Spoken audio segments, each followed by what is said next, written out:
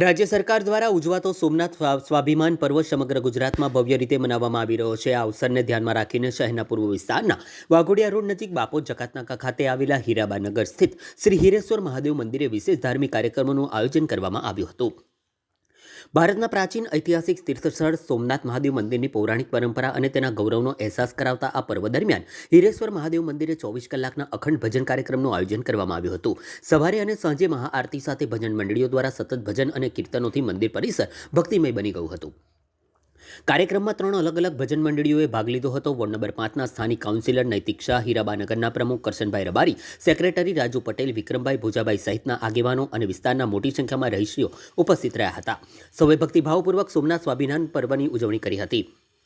સોમનાથ મંદિરના ઇતિહાસ અને ગૌરવને યાદ કરાવતા આ પર્વે શહેરના વિવિધ શિવાલયોમાં ધાર્મિક ઉત્સવ અને કાર્યક્રમો દ્વારા ભક્તોને આધ્યાત્મિક અનુભવ મળ્યો હતો। આદરણીય વડાપ્રધાન માનનીય નરેન્દ્ર મોદી સાહેબ આજે ગુજરાત ખાતે મુલાકાતે છે। આ અર્થે સોમનાથ સ્વાભિમાન પર્વના 1000 વર્ષની જૂની ગાથાઓ આજે ભજન મંડળીઓ સાથે અમે ચર્ચા કરી। અમારું આજે સ્થળ છે તે હીરાબાનગર હિરેશ્વર મહાદેવના પટાંગણમાં 3 ભજન મંડળીઓ વારાફરતી અહીંયા ભજન કરશે। 24 કલાક ભજન થવાના છે। ભોલેનાથ દાદાના આશીર્વાદ આપણે સૌએ મેળવવાના છે।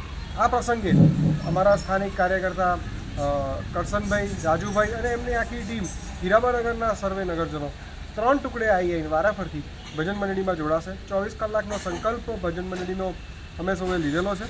આ અતૂટ ભજન અમારે ત્યાં ચાલવાના છે।